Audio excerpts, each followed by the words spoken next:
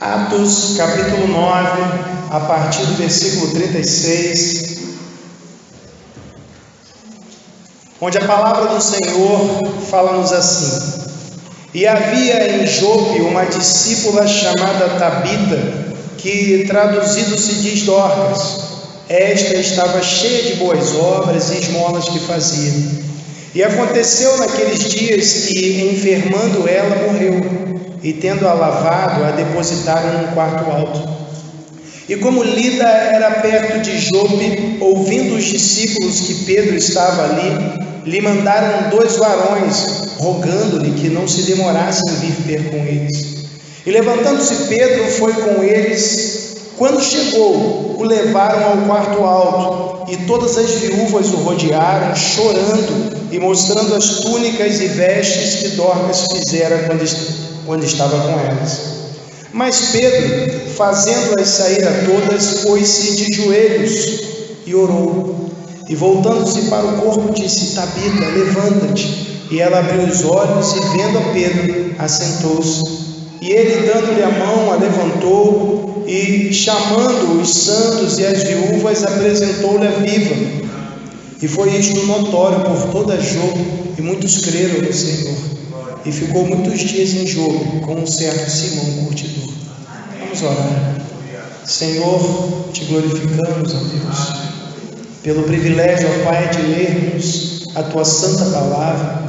Ó Deus, e fazermos isto com liberdade, Pai, sem sofrermos qualquer tipo de hostilidade, tendo a convicção, Senhor, de que ao ler a Sagrada Escritura, Pai, estamos em contato com a Tua revelação e por conta disso Tu falas aos nossos corações.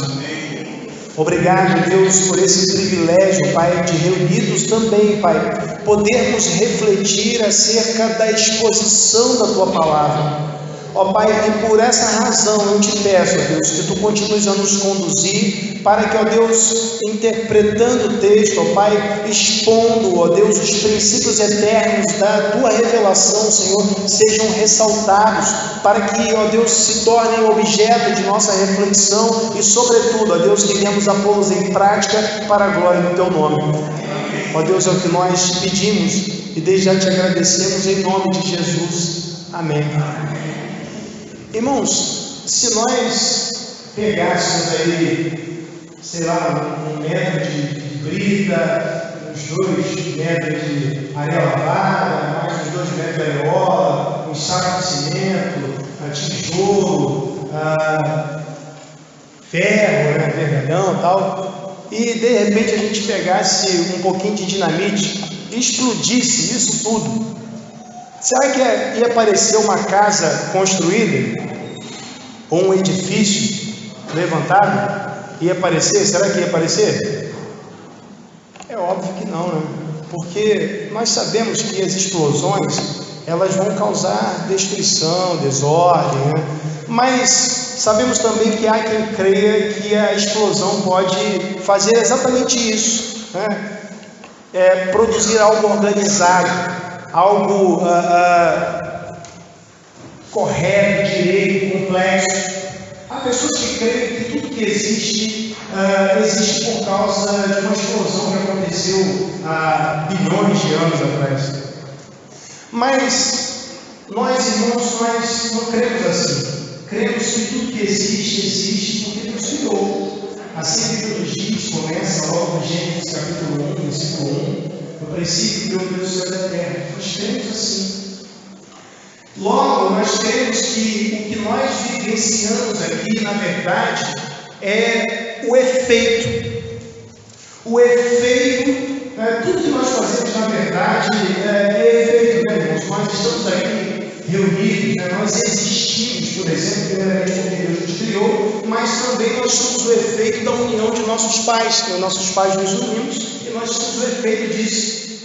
Eu, por exemplo, estou aqui experimentando um efeito de uma experiência que eu não vivi há muito tempo, né? Que era, estou fazendo um curso lá no centro do Rio, e, meus irmãos, sinceramente, essa experiência essa vida de Rio de Janeiro, de, poxa, eu pego um trem, acorda cedo, vai em pé, volta em pé, meu irmão tinha perdido o costume disso, estou cansadão, e isso é o efeito, né? O efeito, mas eu sei qual é a causa.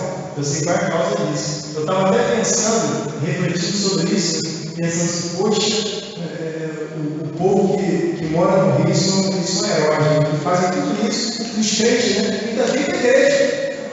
Poxa, fazem tudo isso. Eu estou aqui cansadão, né? Então, o que nós vivenciamos, irmãos, é o efeito, né? E nós reconhecemos que nós identificamos algumas causas, mas quando nós recuamos, pensando, né, estou aqui, né, porque por causa da união dos meus pais, eles existem por causa da união dos meus avós. Se a gente for recuando, a gente chega aqui a uma causa primeira, incausada, né, que é Deus. Deus é quem torna tudo isso possível. Mas Deus, Ele não é somente o causador da criação. Deus é o causador também da recriação, porque a Bíblia diz que nós somos feitura sua, criados em Cristo Jesus para as boas obras que andássemos nós. Ou seja, nós estamos aqui, irmãos, por causa do Evangelho, porque o Evangelho é o poder de Deus para a salvação de todo aquele que crê. Então, irmãos, nós somos o efeito da obra redentora de Cristo, somos o efeito da pregação do Evangelho, nós somos o efeito da ação de Deus no plano de salvação que Ele mesmo elaborou. Mas é importante que nós pensemos o que realmente nos trouxe até este momento na história das nossas vidas. Por que nós viemos parar aqui?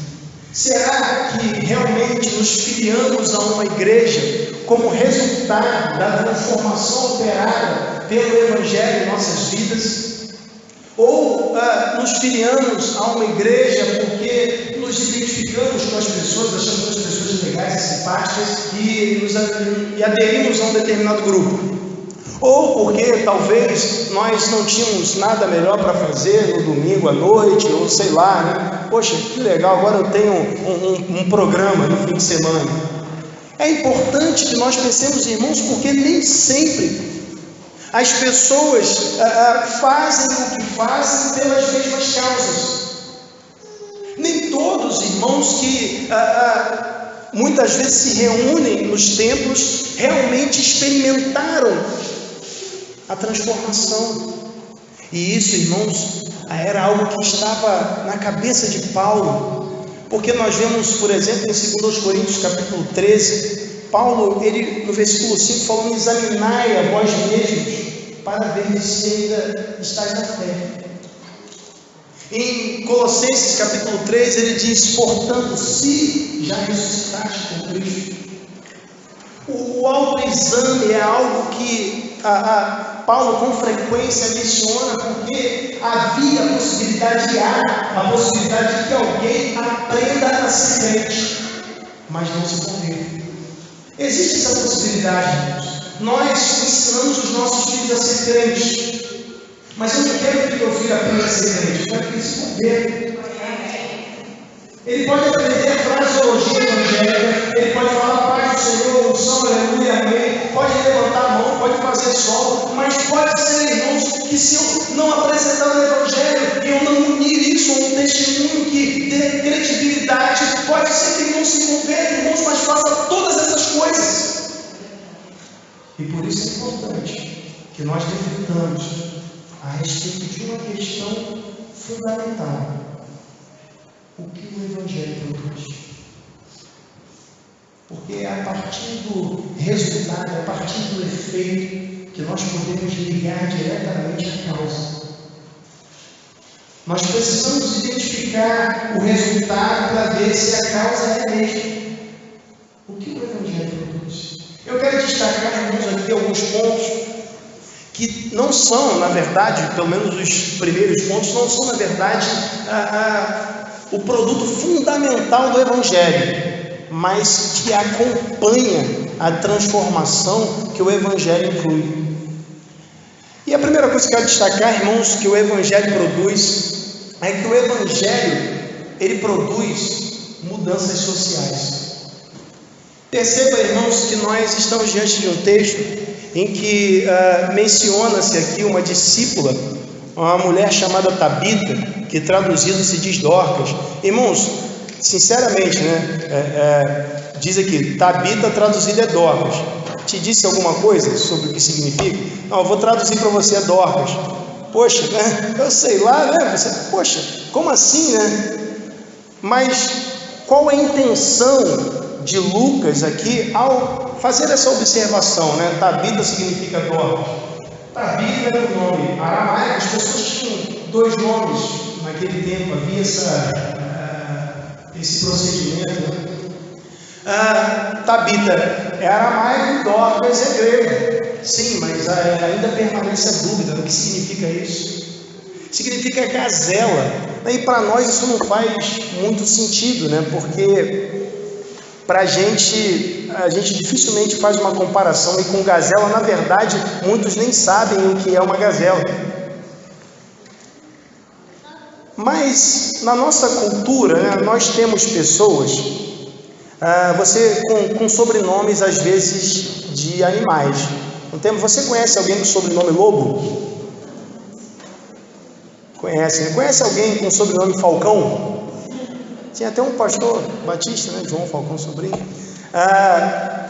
Tem diversas possibilidades, Pinto, Galo, tem várias possibilidades de sobrenomes aí, Coelho, são nomes de animais. Só que a nossa tendência, irmãos, é olhar para a cultura dos outros e achar esquisito. Coisa esquisita, gazela, mas na nossa cultura também tem umas coisas estranhas também, né?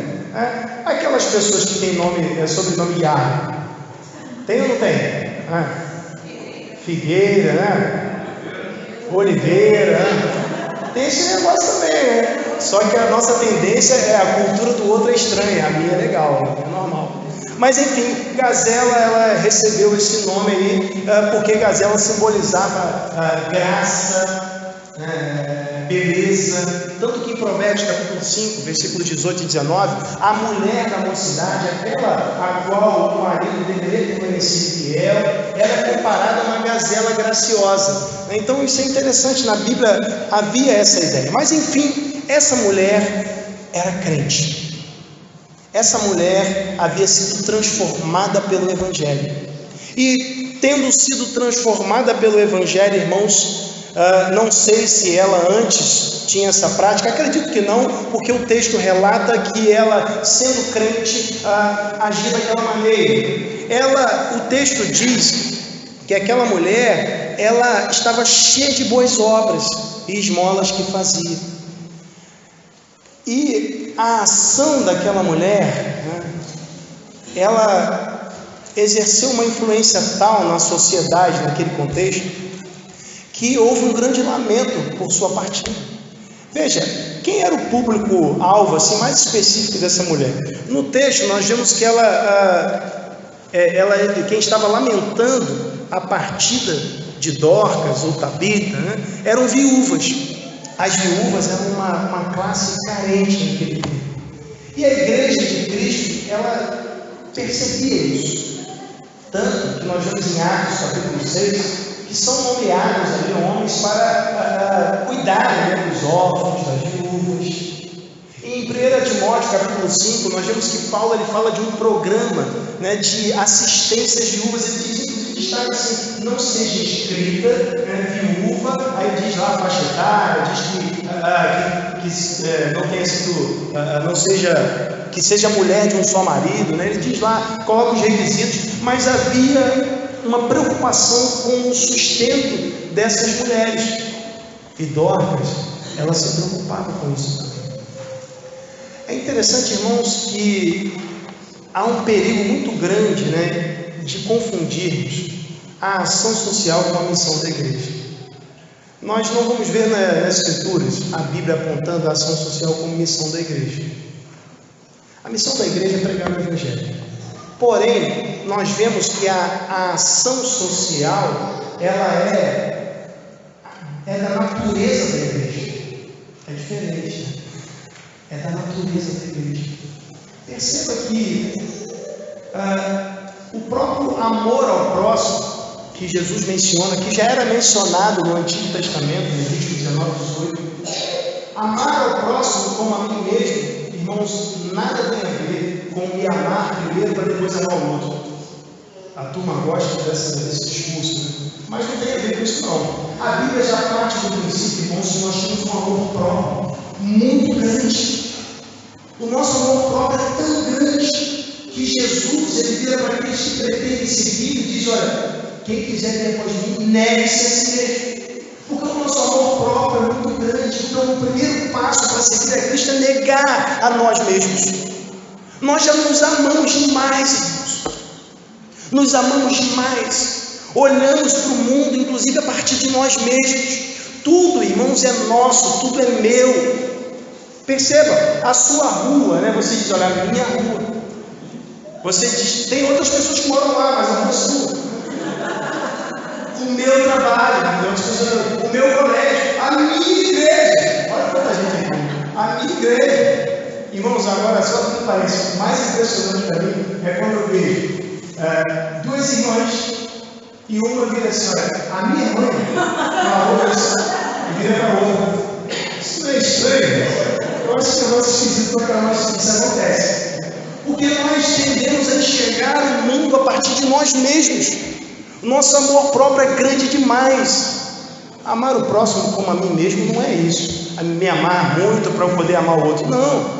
Amar o próximo como a mim mesmo, irmãos, é eu considerar o próximo tão digno de admiração, de respeito, de auxílio, como eu sou.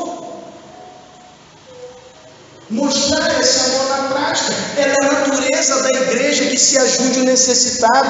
Nós vemos isso em Atos capítulo 2, versículo 45, quando os que tinham mais propriedades vendiam algumas, não vendiam tudo, vendiam algumas de suas propriedades para ajudar o próximo. Vemos que as pessoas não deixavam de ter casas, né? Tem gente que pensa que todo mundo foram viver numa comuna, né? Não é isso não. O texto diz que eles se reuniam todos os dias de casa em casa. O pessoal tinha casa. Só que quem tinha mais propriedades vendeu suas propriedades para ajudar o necessitado. Veja, Atos capítulo 6, como já citamos, essa preocupação da igreja, irmãos, porque isso é natural. Irmãos, ajudar o necessitado é coisa de ovelha. Nós não fazemos porque é missão da igreja, mas nós fazemos porque é da nossa natureza. Jesus em Mateus capítulo 25, a partir do versículo 31, quando ele diz: olha, quando vier o Filho do Homem na sua glória, e todos os santos anjos com ele, se assentará no trono da sua glória, e todas as nações serão reunidas diante dele, e apartará uns dos outros, como o pastor aparta os bodes das ovelhas, e porá as ovelhas da sua direita, e os bodes da sua esquerda, e dirá aos que estiverem à sua direita: vinde benditos de meu Pai, possuí por herança o reino que está preparado desde a fundação do mundo. Porque tive fome, me deste comer, tive sede, me deste beber, estive enfermo, na presença dos meus, estive nu, me deste. Então a resposta das ovelhas é surpreendente: Senhor, quando nós fizemos isso? Eu nem sabia. Não fiz pensando em ganhar pontos com Deus. Nem sabia. Jesus, olha, quando vocês fizeram os meus pequeninos, a mim fizeste. A ovelha faz isso porque é da sua natureza. Agora o bode não faz porque não é da sua natureza. Jesus vira para os outros e fala: olha só, você é parte de mim. Porque de fome você não deve comer, de sede deve beber e tal. Ele fala: a mesma coisa, só ao contrário.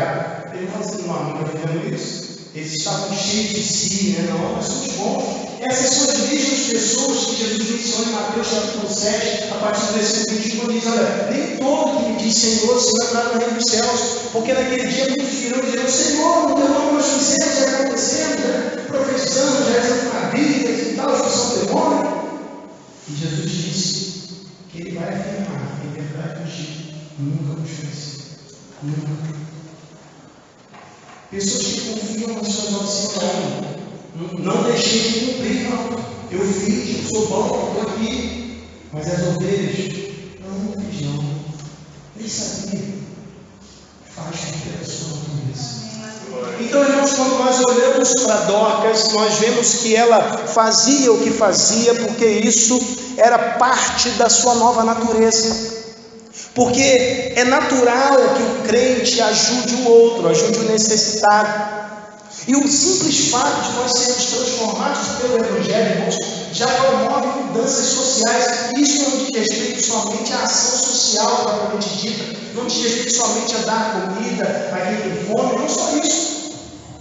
Irmãos, tudo que nós fazemos vai ser, de certa forma, dirigido pela nossa cosmovisão, pela maneira como nós enxergamos o mundo, e agora nós enxergamos o mundo a partir das Escrituras. De modo que, até nas eleições, as nossas decisões serão influenciadas pela nossa fé. Haja vista que, quando nós olhamos o cenário político, nós vemos que há uma tendência dos cristãos de não votarem naqueles que defendem o aborto, a ideologia de gênero. Os cristãos têm essa tendência e acabam se alinhando com aqueles que trazem na sua agenda, pautas cristãs,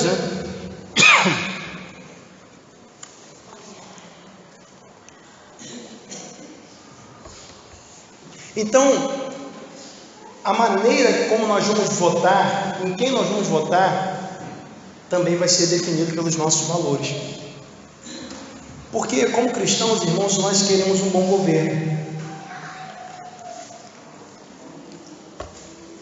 Perceba que em 1 Timóteo, capítulo 2, a partir do versículo 2, Paulo ele diz, orientando Timóteo, que a igreja deve orar por todos os que estão em eminência, os governantes, os reis, para que tenhamos uma vida tranquila e sossegada.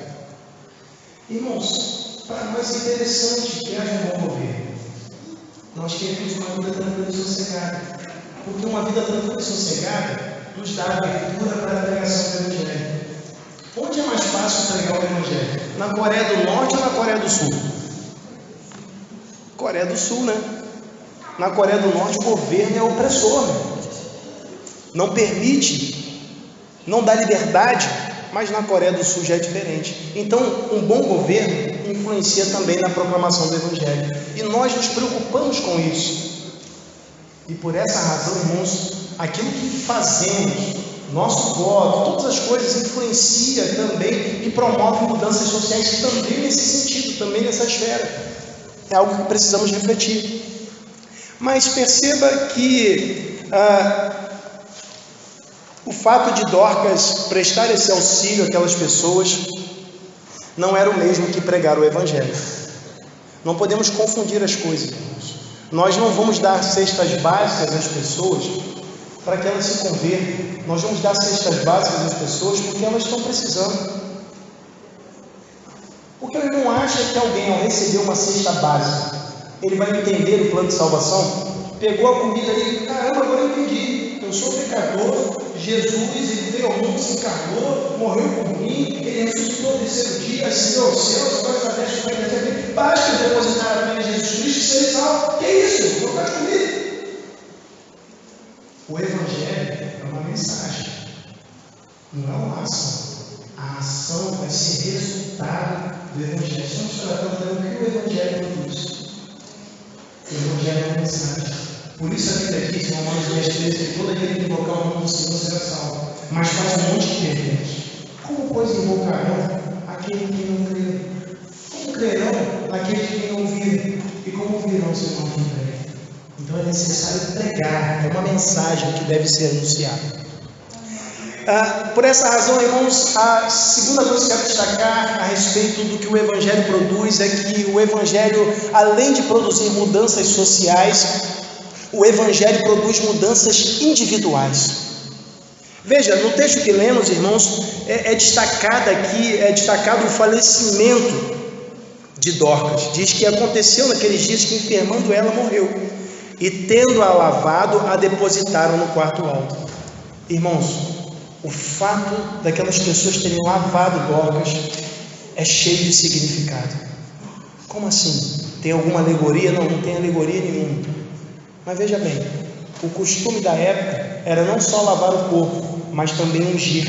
Lembra que as mulheres foram ungir o corpo de Jesus? Era esse costume com a finalidade aromática, Então ela só foi lavada. Por que ela não foi ungida? Veja, o texto diz que os discípulos estavam sabendo que Pedro estava ali por perto, que havia passado pela casa de Enéas, estava em Lida. Então, eles foram até lá. Veja, parece, irmãos, que há uma esperança de que alguma coisa fosse acontecer. Essas pessoas criam em Jesus Cristo, irmãos. E uma questão fundamental na fé que nós temos em Jesus Cristo é a fé na ressurreição de Jesus Cristo. O cristão de verdade é aquele que Jesus ressuscitou. Senão não é cristão. A ressurreição, irmãos, Paulo fala por isso em 1 Coríntios 15. Ressurreição é fundamental para a nossa fé. Porque se Jesus não ressuscitou, é vã a nossa fé. Então, eles eram discípulos, eles acreditavam que Jesus ressuscitou. Então, irmãos, se Jesus ressuscitou, então a filha de Jairo ressuscitou. O filho da Nicodemia ressuscitou. Lázaro ressuscitou. Então, irmãos, eles estavam acreditando que Dorcas podia ressuscitar. Só que, irmãos, a mudança individual que eu quero chamar a atenção não é essa. O fato que salta aos nossos olhos aqui, irmãos, é que eles buscam Pedro. Irmãos, quando nós recuamos nos evangelhos e vemos ali em Mateus capítulo 14, versículo 31, naquele momento em que Pedro caminha sobre as águas, ele vai ter com Jesus e ele chega a caminhar, dá uns passos, mas ele duvida e afunda. Jesus fala: homem de pequena fé. Mais um pouco à frente, em Mateus capítulo 16, quando Jesus ele começa ali a perguntar aos discípulos sobre a sua identidade, né? O que o pessoal está dizendo que eu sou? Aí eles comentam lá, e Pedro diz que tu és o Filho de Deus vivo e tal. Tem aquela declaração fantástica ali, mas logo em seguida Pedro começa a constranger Jesus, dizendo para Jesus que não era para ele morrer. Não está acontecendo isso, não para com isso. Esse mesmo homem que parecia em alguns momentos não demonstrar tanta fé, agora é um exemplo de fé. Eles ouviram dizer que Pedro estava próximo.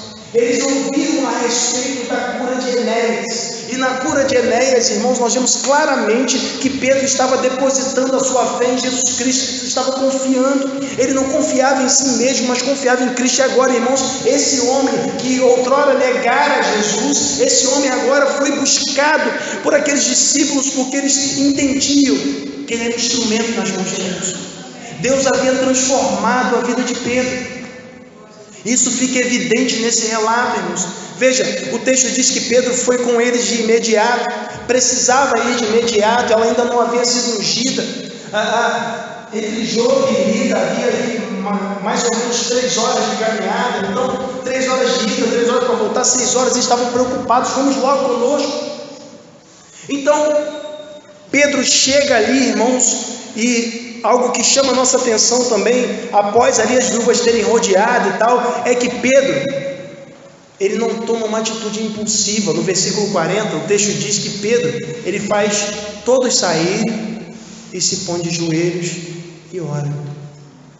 Aquele homem impulsivo do passado, que cortava orelhas, aquele homem que agia com impetuosidade, agora, ao invés de chegar assim, não, vamos ressuscita agora. Não, ele pediu que todos saíssem, ele dobra os joelhos e ora. Ele pede a direção do Senhor, ele não confia em si mesmo, ele confia em Deus. E agora, irmãos, ele tem um modelo diferente. Porque se os irmãos recuarem lá em Marcos capítulo 5, nos versículos 40 e 41, os irmãos vão perceber que Jesus, na ressurreição da filha de Jairo, ele faz a mesma coisa, ele manda as pessoas saírem. E tal como Pedro fez, na verdade, Pedro está fazendo como Jesus fez.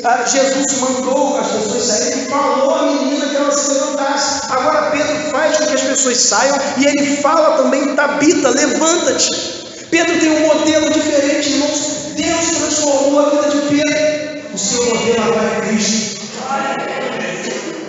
Então veja, o Evangelho opera mudanças individuais. Falamos de mudanças sociais, nós podemos ajudar os outros, nós podemos influenciar a nossa sociedade até em questões políticas, mas acima de tudo, a mudança tem que ser individual. E aí fica uma pergunta: o que mudou na sua vida? Porque às vezes, irmãos, nós nos engajamos em atividades, em movimentos sociais, ajudamos pessoas, mas o mais importante não é que nós devemos fazer essas coisas, mas o mais importante é que uma transformação tenha acontecido em nós. O que mudou? Isso tem que ser possível de ser identificado. Não pode ser apenas a vestimenta. Não, pastor, olha, eu me vesti de cedo, agora tudo bem. Até está no contexto, dependendo do tipo de vestimenta que antes. Mas não pode ser só isso. Ah, pastor, eu mudei minha forma de falar, meu discurso, a palavra, eu não falo mais. Irmãos, tem que ter uma mudança interior que vai transbordar no exterior. Você agora tem que ter uma nova perspectiva. O seu campo de visão tem que ser mais amplo. E tem que ser a sua perspectiva, tem que ser a partir da perspectiva de Deus. Um indício de maturidade cristã é justamente enxergar todas as coisas automaticamente a partir da perspectiva de Deus. Nós precisamos, irmãos, termos o nosso modelo bem definido. Nosso modelo é Cristo. Nosso modelo não são artistas, não são políticos, não são quem quer que seja. O modelo que nós temos é Cristo. Amém.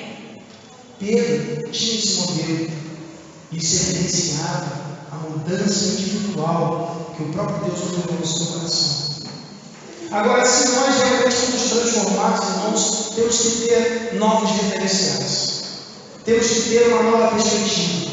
Temos que entender as coisas de maneira diferente. E isso, irmãos, essa mudança individual vai ser evidenciada sobretudo nos nossos lares. Porque na multidão nós podemos até reproduzir um comportamento, mas no interior dos nossos lares nós vamos mostrar quem realmente somos. E se houve mudança, irmãos, lembra, falamos de mudanças sociais, né? Mas a mudança social mais importante tem que ser no seio familiar. Se você foi transformada por Cristo, você tem que ser agora uma esposa melhor. E não entra nesse negócio, não, quando você é submissa, aqui não tem esse negócio. Submeta-se a Deus. Então você vai entender que também é necessário ser submissa ao seu marido. Se você se converteu, você vai entender que precisa ser o melhor esposo. Tem que amar a sua esposa. Não deve provocar a ele os seus filhos de modo que faça preferência entre um do outro, nada disso. Se você se converteu, você tem que ser um filho melhor. Tem que honrar pai e mãe. E nisso todos nós nos enquadramos. Porque honrar pai e mãe, irmãos, não é somente quando nós estamos numa relação de dependência com os nossos pais.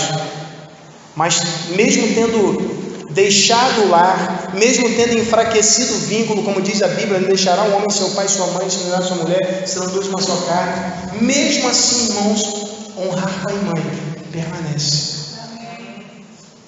Então, no momento em que o pai ou a mãe fica doente, irmão, o filho que tem que cuidar, não joga nas costas de um só, não. Reúne os filhos, todo mundo tem que ajudar, tem que se mobilizar. Paulo disse em 1 Timóteo, capítulo 5, versículo 8, que aquele que não tem cuidado dos seus é pior do que o fiel.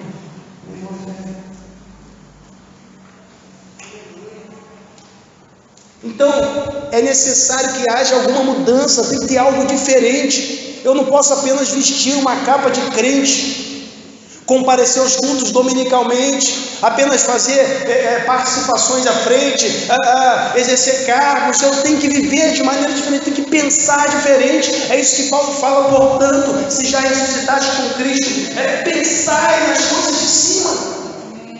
Meu pensamento tem que ser diferente, irmãos, com coisas que nós não podemos nem cogitar. Coisas que Paulo fala assim, isso não deve se nomear entre vocês. Mas hoje em dia, lamentavelmente, irmãos, nós vemos crentes defendendo uma linguagem torpe, crentes crentes dizem, não, o crente pode falar palavrão, não tem problema. Para alguns, o crente pode fazer todas as coisas, irmãos. Todas as coisas não são lícitas, mas nem todas nos convêm. Então agora nós fazemos o que fazemos, não porque queremos ser salvos, mas porque somos salvos, porque nós somos feitura de Cristo, criados nele para as boas obras, para que andássemos nelas.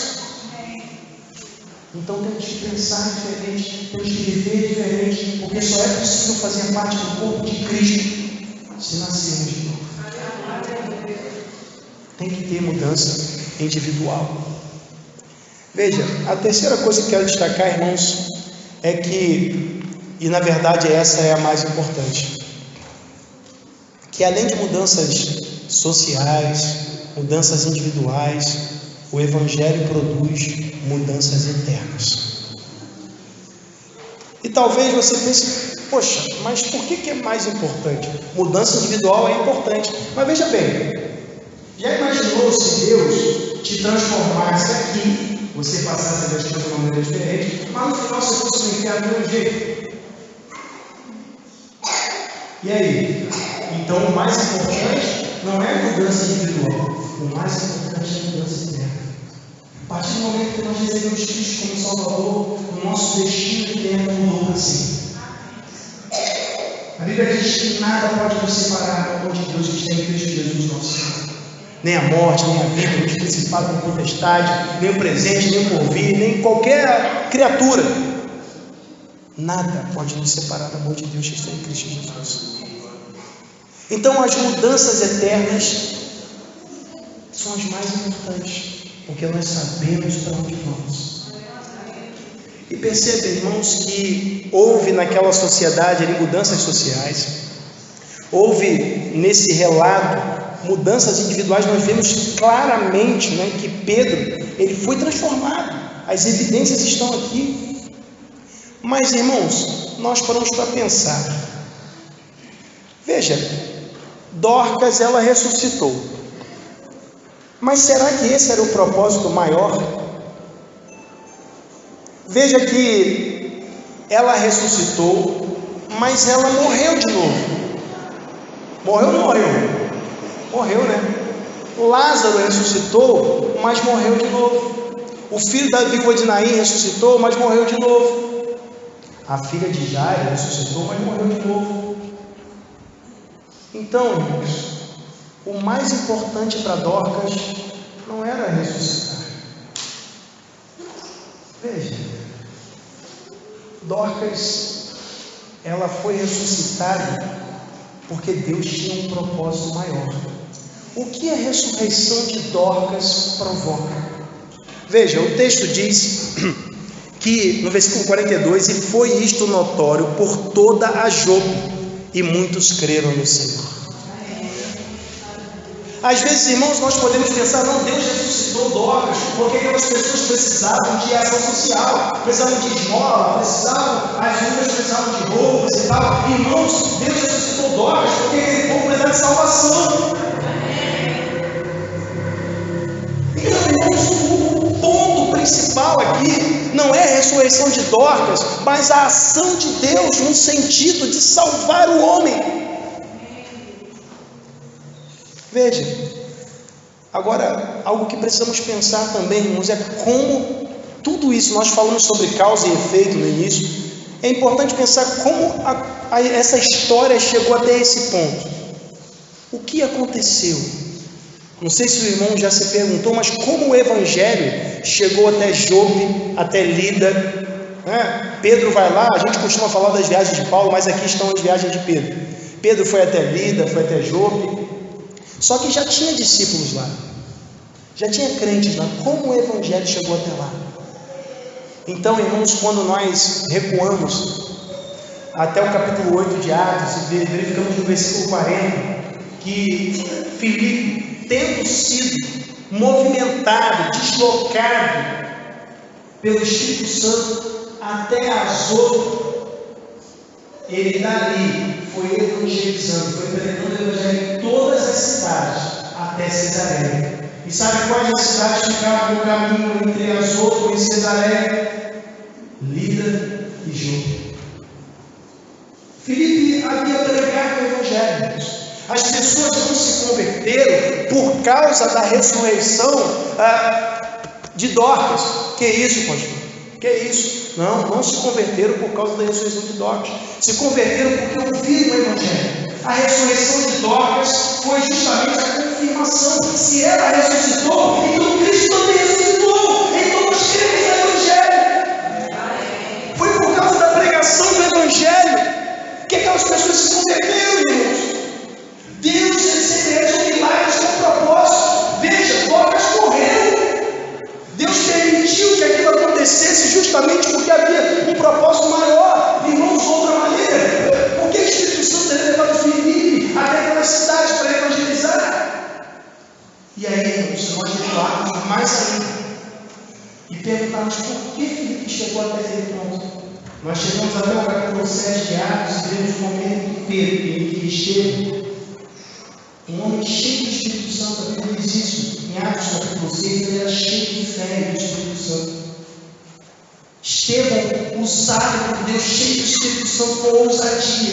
Ele prega o sermão, irmãos. Deus usou. Vocês creem que Deus usou Estevão? Ele pregou o sermão, irmãos. Mas será que Deus não sabia qual seria o resultado daquele sermão? Claro.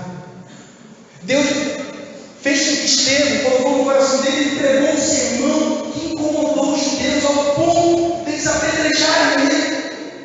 Mas o apedrejamento de Estevão moveu a igreja, no sentido que até então a igreja não queria caminhar. Começou uma perseguição e Saulo começou a perseguir. Então a igreja fugiu, irmãos, mas fugiu pregando o Evangelho. Filipe prega o Evangelho aos samaritanos. E a igreja sai pregando o Evangelho de todo lugar, mas vemos o ponto inicial. Deus fez tudo isso. Então Deus movimenta Filipe, ele vai e prega dentro daquelas cidades, irmãos, e deixa o terreno preparado até aquele momento em que Pedro chegaria. E lá na frente, irmãos, Deus intervém mais uma vez no início do capítulo 9 e vai ao encontro de Paulo. Fala o coração dele. Paulo já havia ouvido o Evangelho pela internet de Estevão, e agora naquele encontro com Cristo, Paulo se converte. Então a perseguição cessa, a paz. Atos 9, versículo 30 diz que há paz, as igrejas gozavam de paz. Então por causa dessa paz, Pedro pôde sair de Jerusalém, ele foi fazer suas viagens, foi a Lida, foi a Jope. Chegando lá, irmãos, ele tinha medo de Deus para curar Enéas. As pessoas lá de Jope ouvem que ele está presente, ouvem que o milagre havia acontecido, levam Pedro. Dorcas já havia morrido, Deus havia permitido isso. Então Pedro chega ali, irmãos, e Deus realiza o maior dos milagres, que é a salvação do homem. Veja, tudo o que acontece nesse texto, irmãos, foi conduzido por Deus. Irmãos, Deus não forçou ninguém a crer. Deus, respeitando a liberdade do homem, a escolha, Deus vai agindo de maneira que no final, irmãos, as coisas acontecem do jeito que Deus quer. Então Deus vem conduzindo a história de tal maneira, com o propósito de que o homem possa se render aos pés de Jesus Cristo. Veja como Deus trabalhou, irmãos. E o texto faz questão de ressaltar no desfecho que muitos creram no Senhor. Irmãos, o mais importante para nós, sinceramente, o mais importante é que as pessoas creem no Senhor. Nós ajudamos o necessitado, sim, mas o nosso maior desejo é que o necessitado, ele não seja mais necessitado de salvação. Por isso, irmãos, a ação social, ela deve ser subordinada ao evangelismo. Nós não podemos dar um prato de comida, mas não dar a melhor das refeições. Temos de pregar o Evangelho. O Evangelho, irmãos, as pessoas não vão... agora entendi o Evangelho porque nós fizemos um projeto social. Que é isso? Lá na igreja nós temos um projeto social lá de judô para as crianças. Mas eu enfatizo com muita frequência, irmãos, ninguém vai se converter porque tomou um basário. Ninguém vai se converter por causa disso. Eles vão se converter ouvindo o Evangelho de Jesus Cristo. Por isso, irmãos, a Bíblia faz aquela pergunta que nós já citamos, e essa pergunta permanece: como ouvirão se não há quem pregue? Para que essas mudanças aconteçam, para que a mudança social, a mudança individual, mas sobretudo a mudança eterna aconteça. É necessário que nós cremos no Evangelho. E nós não podemos fazer essa acepção de pessoas por ocasião da pregação. Veja, no último versículo, não li ele por acaso, mas no último versículo, irmãos, nós vemos que o texto, Lucas destaca, e ficou muitos dias em Jope com um certo Simão, curtidor. Os irmãos sabem o que é um curtidor? Alguém deve saber o que é curtir couro. Alguém sabe? O pessoal da antiga sabe, né? Curtir couro. Então, era justamente trabalhar, né, a pele dos animais, né, lá para fazer o couro, né? Tinha lá um preparo. Só que quem trabalhava com isso tinha que lidar com animais mortos. E aos olhos dos judeus, essas pessoas eram impuras, imundas. Mas Pedro, e é curioso isso, né, porque ele reluta um pouco para ir na casa de Cornélio, mas ele fica na casa do Senhor curtidor. E nós vemos nesse relato Deus já trabalhando no coração de Pedro, porque os cristãos ainda não haviam rompido essa barreira, mas ele permanece na casa desse homem de modo que esse homem, ele é incluído, possivelmente ele era um discípulo também. O homem foi inserido na igreja. Irmãos, o Evangelho de Jesus Cristo é um e é para todos. Não existe um evangelho para os homossexuais, não existe um evangelho para o traficante, um evangelho para o pedófilo, para a prostituta. A mensagem é a mesma. Mensagem é a mesma. O homem é pecador, merece a condenação, mas Deus prova o seu amor para conosco, em que Cristo morreu por nós, sendo nós ainda pecadores.